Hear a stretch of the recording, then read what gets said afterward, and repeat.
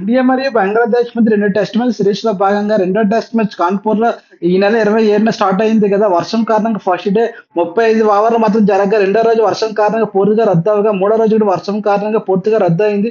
ఇంకా ఈ test match లో 2 రోజులు మాత్రం ఆట మిగిలి ఉంది. కాన్పూర్ లో థర్డ్ డే వర్షం పడకపోవడంతో చాలా మంది ఫ్యాన్స్ గ్రౌండ్ లోకి వచ్చి ఈరోజు మ్యాచ్ జరుగుతుందేమో అని చాలా టైం వెయిట్ చేశారు. కానీ భారీ వర్షాల కారణంగా గ్రౌండ్ అవుట్ ఫీల్డ్ మొత్తం తడిగా ఉండడంతో ఎంపైర్స్ ఈ రోజు 3-4 టైమ్స్ విజిట్ చేసి ఫైనల్ గా థర్డ్ డే క్యాన్సిల్ చేశారు. ఇండియా మరియు బంగ్లాదేశ్ రెండు టెస్ట్ మ్యాచ్ క్యాన్సిల్ అయినా ఒక డ్రా అయినా అది WTC ఫైనల్ అవకాశాలపై ఇండియాపై భారీ ప్రభావం చూపిస్తుంది. అందువల్ల ఇండియా న్యూజిలాండ్ తో జరగబోయే 3 టెస్ట్ మ్యాచ్ 3-0తో గెలవాలి. అదేవిధంగా ఆస్ట్రేలియాతో జరగబోయే 5 టెస్ట్ మ్యాచ్ సిరీస్ లో అట్లీస్ట్ 2 టెస్ట్ మ్యాచ్ గెలవడం వల్ల ఇండియా WTC ఫైనల్ తన స్థానాన్ని సుస్థిరం చేసుకుంటుంది. రీసెంట్ గా వచ్చిన WTC పాయింట్స్ టేబుల్ లో శ్రీలంక టాప్ 3 పొజిషన్ రాగా ఇండియా టాప్ పొజిషన్ లో కంటిన్యూ అవుతుంది. శ్రీలంక క్రికెట్ బోర్డు కోచర్ సనత్ జయసూర్య కాంట్రాక్ట్ ని 1 year ఎక్స్టెన్షన్ చేసింది. శ్రీలంక టీమ్ సనత్ జయసూర్య కోచింగ్ లో చాలా బాగా ఆడుతున్నారు. శ్రీలంక టీం సనత్ జయసూర్య కోచింగ్ లో ఇండియాపై ODI సిరీస్ గెలవగా ఇంగ్లాండ్ పై ఒక టెస్ట్ మ్యాచ్ విన్ అయ్యారు.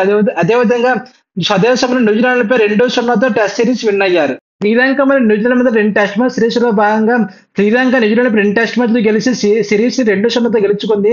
15 సంవత్సరాల తర్వాత శ్రీలంక న్యూజిలాండ్ పై టెస్ట్ సిరీస్ విన్ అయ్యింది.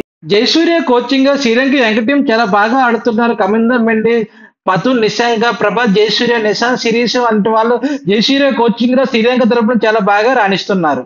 ఈ రోజు BCCI జైసా డ్రీమ్ ప్రాజెక్ట్ అయిన న్యూ NCA అకాడమీని బెంగళూరులో ఓపెన్ చేశారు. దీనికి BCCI సెంటర్ ఆఫ్ ఎక్సలెన్స్ పేరు పెట్టారు. ఇది 40 ఎకరాల్లో కన్స్ట్రక్షన్ చేశారు. టోటల్ గా 3 క్రికెట్ గ్రౌండ్లు, 80 ప్రాక్టీస్ పిచ్లు ఉన్నాయి, బోత్ ఇండోర్ అండ్ అవుట్డోర్.